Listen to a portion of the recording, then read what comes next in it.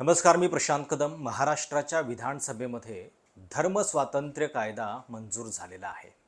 एका वर्षभराच्या आतमध्ये 2 वादग्रस्त कायदे महाराष्ट्रात मंजूर झालेले आहेत.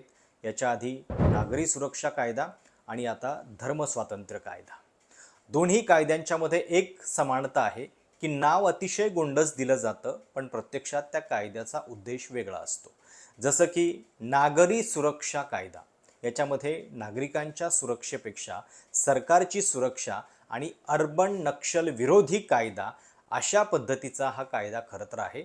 आणि आता धर्मस्वातंत्र्य कायदा म्हणजे नाव गोंडस आहे धर्मस्वातंत्र्य, पण प्रत्यक्षात लव जिहाद विरोधी कायदा असं या कायद्याचं स्वरूप आहे. आणि धक्कादायक बाब काय माहिती आहे, या कायद्याच्या बद्दल देशातल्या 12 राज्यांना आत्ता म्हणजे अगदी मागच्या महिन्यामध्ये 6 फेब्रुवारीला देशाच्या सुप्रीम कोर्टानं नोटीस दिलेली आहे. आणि हा कायदा वैध आहे की नाही याचा निकाल सुप्रीम कोर्ट आता लवकरच करणार आहे. आणि त्याच्या आधीच महाराष्ट्राला पण या कळपात सामील व्हायची घाई झाली. म्हणजे किती दुर्दैव आहे बघा की या महाराष्ट्रानं कधी काळी देशाला कायदे दिलेले आहेत. महाराष्ट्रामध्ये रोजगार हमीसारखा एखादा कायदा लागू होतो पहिल्यांदा आणि त्यानंतर तो संपूर्ण देशभरासाठी प्रेरणास्थान ठरतो. आता मात्र वेगळं चाललेलं आहे. आणि विशेषतः उत्तर भारतीय पट्ट्यातल्या अनेक राज्यांनी हे अशा पद्धतीचे कायदे केल्यानंतर महाराष्ट्रामध्ये सुद्धा या कायद्यावरून फार जोरजोरामध्ये विधानं होत होती आणि अखेर तो कायदा जो आहे तो आता मंजूर होतोय. सगळ्यात पहिल्यांदा तर याच्या नावावरूनच म्हणजे धर्मस्वातंत्र्य कायदा हे एखाद्या कायद्याचं नाव कसं काय असू शकतं. कारण धर्मस्वातंत्र्य तर आपल्याला भारतरत्न डॉक्टर बाबासाहेब आंबेडकर यांच्या घटनेनं दिलेलं आहे. आणि इतक्या वर्षानंतर मग आपल्याकडं धर्मस्वातंत्र्य नव्हतंच का, अशा आविर्भावामध्ये या कायद्याचं नाव दिलेलं आहे. आता प्रत्यक्षात धर्मांतर रोखण्यासाठी असं जरी हा कायदा म्हणत असला तरी ही धर्मांतरं आता जबरदस्तीनं होण्याचं प्रमाण पहिल्यापेक्षा कमी झालेलं आहे. म्हणजे जी मिशनरी ख्रिस्ती लोक जी आहेत ती हिंदू धर्मियांना आपल्या धर्मामध्ये आणण्याचं काम त्यांच्या धर्मप्रसारातून जे करत होती त्याचा धोका आधी असेल, पण तो आता इतका राहिलेला नाही आहे. पूर्णपणे नष्ट झाला आहे असं मी म्हणत नाही आहे, पण मुद्दाम हे सांगतो याचं कारण या धर्मांतराच्या व्याख्येमध्ये प्रामुख्यानं डोळ्यासमोर आहे या सरकारच्या समोर, ती म्हणजे आंतरधर्मीय विवाहांची सगळी रचना आणि ते होऊ नये यासाठीच हा कायदा केला गेलेला आहे. 13 पानांचा हा कायदा नेमकं काय सांगतो हे मी तुम्हाला थोडक्यात सांगतोच, पण या संपूर्ण 13 पानांच्या कायद्यामध्ये कुठेही तुम्हाला लव जिहाद हे शब्द आढळणार नाहीत.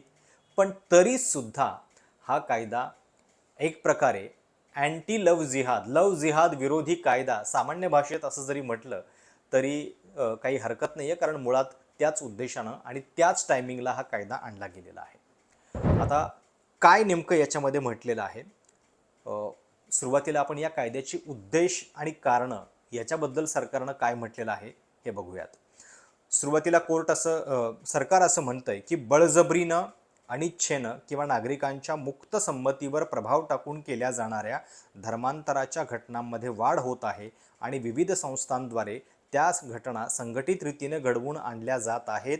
सामूहिक धर्मांतराच्या अनेक घटना उघडकीस आल्या असून त्यामध्ये भोळ्या भाबड्या व्यक्तींना कोणतीही भेटवस्तू देऊन, इच्छापूर्ती करून, विनाकष्ट पैसे देऊन, रोख किंवा भौतिक लाभ देऊन, नोकरी देऊन, विवाह करण्याचे वचन देऊन, अधिक चांगली जीवनशैली पुरवून, दैवी उपचाराने बरे करून त्यांचं एका धर्मातून दुसऱ्या धर्मात बळजबरीने धर्मांतर करण्यात आलेलं आहे. आणि अशा घटनांमुळं कायदा सुव्यवस्था बिघडते. आता सगळ्यात महत्त्वाची गोष्ट म्हणजे कालसुद्धा सभागृहामध्ये ज्यावेळी हे विधेयक मंजूर होत होतं, सरकार असं म्हणतंय की पोलीस महासंचालकांच्या अखत्यारीमध्ये एक समिती नेमण्यात आलेली होती आणि त्या समितीने जो रिपोर्ट दिला त्या रिपोर्टच्या आधारावरती आपण हा कायदा करतोय. पण धक्कादायक बाब म्हणजे या समितीचा रिपोर्ट काय आहे, तो काय सांगतो हे सभागृहाला सांगण्यात आलेलं नाहीये, ते पब्लिक करण्यात आलेलं नाहीये. दुसरी गोष्ट म्हणजे जर अशा घटनांमुळं कायदा आणि सुव्यवस्थेची परिस्थिती निर्माण होते तर सरकारनं त्याच्या संदर्भातले काहीतरी आकडे दिले पाहिजेत. महाराष्ट्रामध्ये गेल्या वर्षभरामध्ये, गेल्या दशकभरामध्ये किती नेमकी अशा धर्मांतराच्या घटना घडलेल्या आहेत, लव जिहादच्या घटना घडलेल्या आहेत की ज्याच्यामुळं सरकारला हा कायदा आणावासा वाटतोय. या संदर्भातली आकडेवारी, स्पष्ट आकडेवारी मात्र सरकारला देता आलेली नाहीये.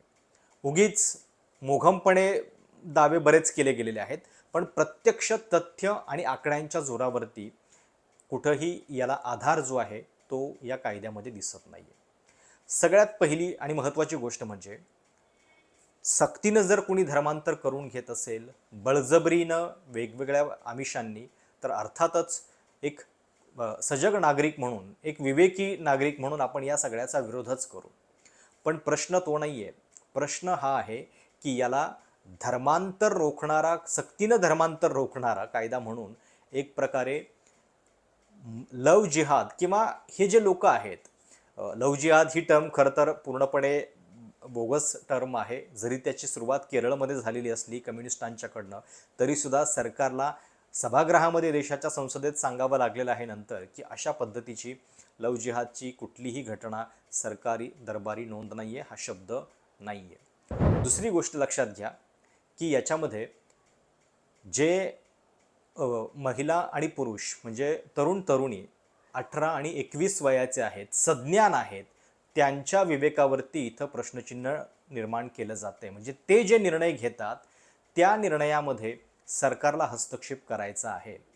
आपल्या घटनेचं कलम 25, कलम 21 ही सगळी कलमं जी आहेत ती पूर्णपणे आपल्या right to privacy, right to religion या सगळ्या गोष्टींचा पुरस्कार करतात आणि त्याच्यावरती एक प्रकारे गदा आणणारं हे विधेयक आहे. कारण लग्न ही फार खाजगी गोष्ट आहे, त्याच्यामध्ये सरकारनं जायची काहीही गरज नाही आहे. आणि याच्यामधल्या काही तरतुदी अशा आहेत की बघा, एक तरतूद अशी आहे की ज्याच्यामध्ये या धर्मांतराच्या बद्दल संबंधित कुटुंबातल्या कुठल्याही व्यक्तीनं कंप्लेंट दिली तरी ती तातडीनं ग्राह्य धरली जाईल आणि त्याच्या संदर्भातली ॲक्शन जे आहे ते पोलीस घेताना दिसतील. म्हणजे एखाद्या मुलीनं लग्न केलेलं आहे दुसऱ्या धर्मामध्ये आणि त्याच्यानंतर कुटुंबातल्या कुणीही तक्रार दिली तरीसुद्धा त्याच्या विरोधात कारवाई होणार आणि हा लग्न करणारा व्यक्ती जो आहे तो आरोपी ठरणार आहे. आणि कुठल्याही बॅड लॉमध्ये, कुठल्याही वाईट कायद्यामध्ये जी तरतूद असते ती या कायद्यामध्ये सुद्धा आहे. इथं आरोपीला जबाबदारी असणार आहे स्वतःवरचे आरोप सिद्ध करण्याची. म्हणजे पोलीस यंत्रणांचं काम नाही आहे, तक्रारदारांचं काम नाही आहे यानं केलेले गुन्हे सिद्ध करण्याचे. त्याला स्वतःचं निर्दोषत्व जे आहे ते सिद्ध करावं लागणार आहे. आणि ही सर्वात वाईट गोष्ट या कायद्यामधली आहे. सुप्रीम कोर्टानं 12 राज्यांमधल्या या कायद्याला एक प्रकारे त्याची घटनात्मक चाचणी करायचं ठरवलेलं आहे. लवकरच या संदर्भातली सुनावणी होईल. तिथं काय होतं हे आपल्याला बघावं लागेलच. पण तरीसुद्धा कायद्याच्या दृष्टीमध्ये हा कायदा जो आहे तो अतिशय एकतर दुबळा आहे आणि सगळ्यात महत्त्वाचं म्हणजे आपल्या घटनात्मक मूल्यांवरती सुद्धा अतिक्रमण करणारा आहे.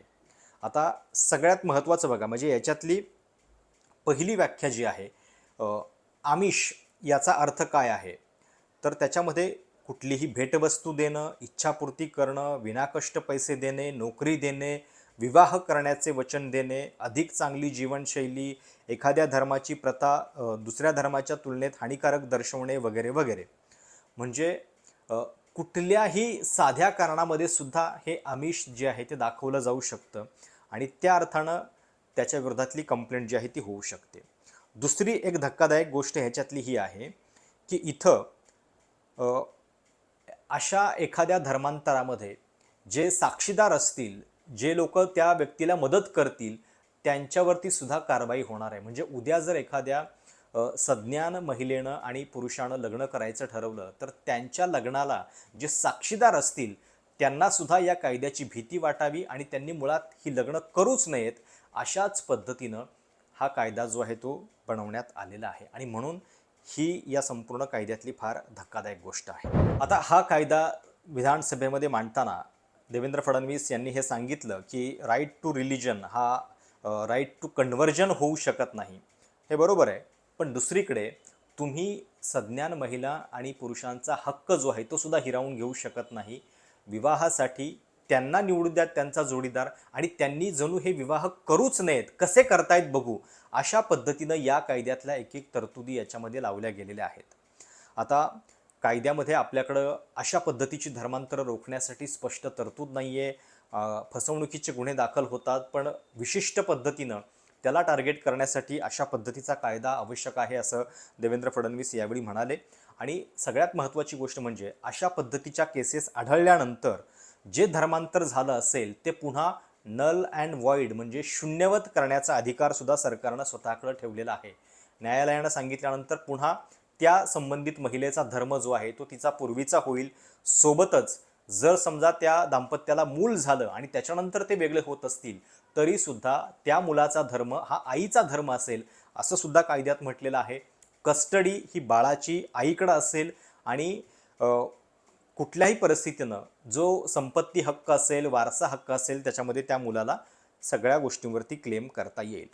याच्याबद्दल कोणाचंही दुमत असण्याचं कारण नाही आहे. पण पोलीस याच्यामध्ये स्वतःहून तक्रार दाखल करू शकतात.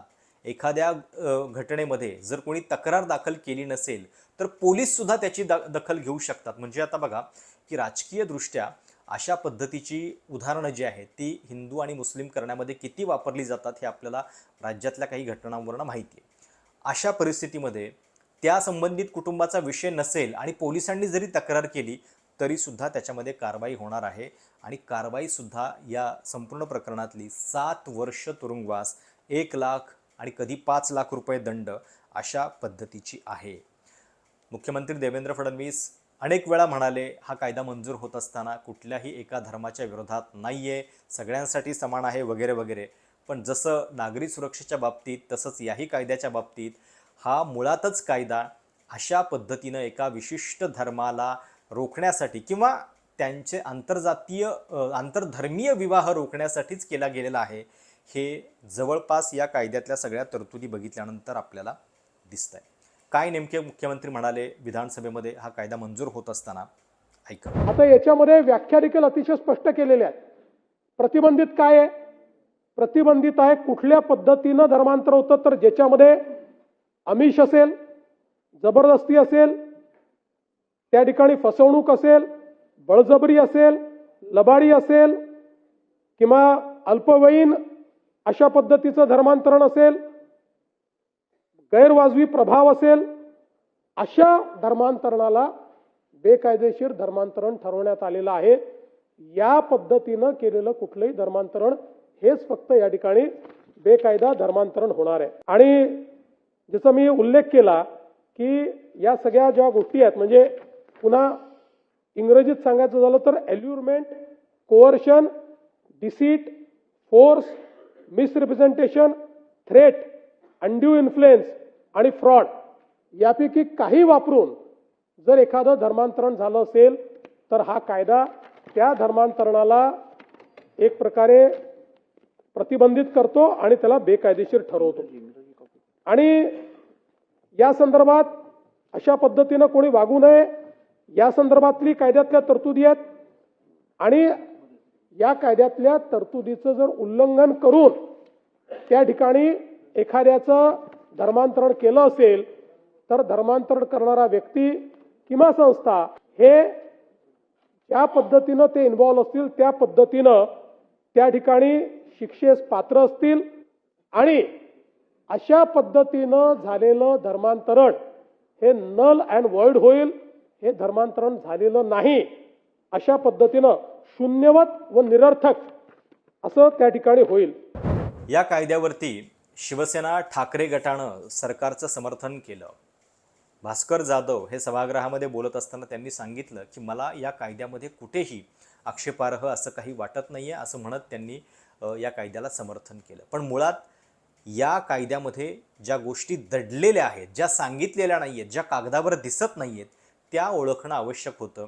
आणि त्याच्यातून हे दिसतंय की एक प्रकारे महिलांना जणू निर्णय क्षमता नाही आहे, महिला कितीही शिकल्या तरी त्या चुकीच्याच निर्णयाला जाऊ शकतात असा एक पूर्वग्रह दृष्टिकोन या कायद्यामध्ये दिसतोय. आणि तो अतिशय मागासलेला दृष्टिकोन आहे. सक्तीनं होणारं धर्मांतर, बळजबरीनं होणारं धर्मांतर तुम्ही कायद्यानं जरूर रोखा, पण याच्यामध्ये छुप्या पद्धतीनं हा कायद्याचा वापर हा प्रत्यक्षात अशा पद्धतीनं आंतरधर्मीय लग्न रोखण्यासाठी केला जातोय का, हा याच्यातला प्रश्न आहे. त्यामुळं काय काय नेमके याच्यातले धोके आहेत, तर सगळ्यात महत्त्वाचं म्हणजे मी जसं म्हटलं की नुसतेच दावे केले जात आहेत, पण आकडेवारी नेमकी काय आहे की ज्याच्यामुळं लॉ अँड ऑर्डरची परिस्थिती निर्माण होते ते दिलेले नाही आहेत. सोबतच काही तरतुदीमध्ये असं म्हटलेलं आहे की एखाद्याला जर समजा धर्मांतर करायचं असेल तर त्याला 60 दिवसांची अनिवार्य पूर्वसूचना द्यावी लागेल, आणि ही पूर्वसूचना दिल्यानंतर साहजिक आहे की आजूबाजूच्या सगळ्या लोकांना कळणार, ती गोष्ट सार्वजनिक होणार, राजकीय पक्ष, त्यांचे जे वेगवेगळे संघटना आहेत त्यांना कळणार आणि त्यांचे लोक तिथं जाऊन त्या व्यक्तीला धमकावू शकतात, हे तर ओघाणं आलंच. सोबतच या संपूर्ण प्रकरणामध्ये या विधेयकाखाली रक्तसंबंध, विवाह किंवा दत्तक नातेसंबंध असलेली कुठलीही व्यक्ती FIR दाखल करू शकते आणि पोलिसांना ती नोंदवणं बंधनकारक आहे. सोबतच मी जसं म्हटलं की आरोपीला सिद्ध करायचं आहे. सभागृह में कहा गया था कि 1 लाख से ज्यादा जो है लव जहाद के इंसिडेंट हुए, उसी डिपार्टमेंट ने कहा कि not a single incident happened in this state. तो कहने का मतलब है कि क्या परसेप्शन आप इस महाराष्ट्र के अंदर लोगों को दिखाना चाह रहे हैं। अध्यक्ष महोदय, आप एक बात तो समझ लीजिए कि भाई आरोपी ही अपने आप को सिद्ध करेगा। जब भी किसी के ऊपर कार्रवाई होती है तो प्रशासन का काम होता है कि उसके ऊपर आरोप सिद्ध करना और वो कोर्ट में जाए। आज वो आप किस तरीके से बताओगे कि क्या किया उसने, वो तो बोलेगा मैंने नहीं किया। लोग किस तरीके से उसको मानेगा कौन, उसको सुनेगा कौन। तो इसीलिए ये सारी बातों को ध्यान में रखते हुए ये सब कमेटी के पास इस बिल को भेजना चाहिए ताकि इसके अंदर जो भी कमियां हो उसको सही तरीके से लाया जाए। आणि आकर्षण ही जी शब्दाची व्याख्या आहे त्याच्यामध्ये काहीही बसू शकेल अशा पद्धतीच्या सगळ्या गोष्टी टाकलेल्या आहेत, आणि म्हणून हा कायदा जो आहे तो अतिशय धोकादायक कायदा म्हणायला हरकत नाही आहे. आपल्याकडं सध्या ज्या पद्धतीच्या गोष्टी आपल्या आजूबाजूला समस्या दिसत आहेत त्या सोडून अशा एखाद्या कायद्यावरती चर्चा आपल्याकडं होतीये. देशाचं सर्वोच्च न्यायालय या संदर्भात नेमकं काय निकाल देतं हे आपल्याला बघावं लागेलच. पण सगळ्यात महत्त्वाचं म्हणजे आपल्या घटनेनं दिलेली जी आपली कलमं आहेत, कलम 25 धर्मस्वातंत्र्य, कलम 14 समानतेचा अधिकार, कलम 15 भेदभावाच्या विरोधात संरक्षण आणि कलम 21 जीवनाचा अधिकार, या कायद्यांना या कलमांच्या वरती अतिक्रमण या कायद्यामुळं केलं जातं आहे. आणि म्हणून या संपूर्ण प्रकरणामध्ये लव जिहाद आणि जबरदस्तीच्या धर्मांतराच्या नावाखाली अल्पसंख्याकांवर आणि विशेषतः मुस्लिम ख्रिश्चन समुदायावर चालवलेल्या दीर्घकाळाच्या द्वेषपूर्ण प्रचारानंतर हे विधेयक आणलं गेलेलं आहे असं सुद्धा म्हटलं जात आहे. आता याच विधेयकाच्या दरम्यान जितेंद्र आव्हाडांनी केलेलं एक वक्तव्य हे फार चर्चेचा विषय ठरलं. खरं तर जितेंद्र आव्हाड सुरुवातीला जेव्हा बोलत होते तेव्हा त्यांनी धर्मस्वातंत्र्य कायदा हे कायद्याचं नाव तुम्ही कसं काय देऊ शकता, आंबेडकरांनी हे धर्मस्वातंत्र्य आपल्याला आधीच दिलेलं आहे हे म्हटलेलं होतं. पण नंतर ज्यावेळी ते हिंदू धर्मातल्या जातीवादाबद्दल बोलू लागले तेव्हा बोलता बोलता अचानक ते छत्रपती शिवाजी महाराजांच्या राज्याभिषेकाबद्दल बोलले, आणि जे बोलले त्याला कुठल्याही तथ्यांचा आधार नव्हता. छत्रपतींच्या राज्याभिषेकाच्या वेळी त्यांना पायानं त्यांचा कुंकुम तिलक केला गेला असा अजब दावा जितेंद्र आव्हाडांनी केला. म्हणजे प्रॉब्लेम काय होतोय की जेव्हा तुम्ही विरोध करताय तेव्हा तुम्ही सत्ताधाऱ्यांना अस्मितेच्या नावावरती राजकारण करण्याची आयती संधी उपलब्ध करून देता, आणि हेच काल सभागृहामध्ये दिसलं. भारतीय संविधानाने संविधानातच फंडामेंटल राईट्स आणलेत, मूलभूत अधिकार. आणि जशा माझ्या मित्रांनी सांगितलं की आर्टिकल 21 आणि article 25 are quite clear. Right to privacy and right to religion. संविधान आणि त्याच्यामध्ये subject to public order, morality and health and to other provisions of this part, all persons are equally entitled to freedom of conscience and right freely to profess, practice and propagate any religion. Nothing in this article shall affect the operation of any existing law or prevent the state from making any law, regulating and restricting any economical, financial, political or other secular activity which may be associated with religious practice. अध्यक्ष महोदय,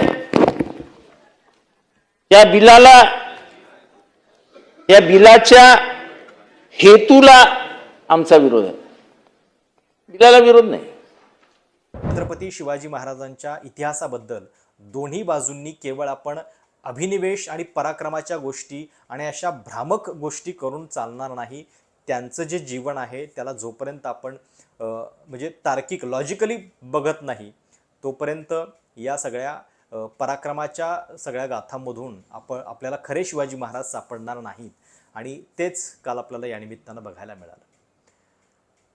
या कायद्याबद्दल आता देशाचं सर्वोच्च न्यायालय पुढं काय म्हणेल हे आपल्याला कळेलच, पण नक्कीच महाराष्ट्रासारख्या राज्यानं 12 राज्यांनी केलेल्या कायद्यानंतर पुन्हा त्या कळपात जाणं हे काही आपल्या राज्याच्या परंपरेला शोभणारं नाही आहे.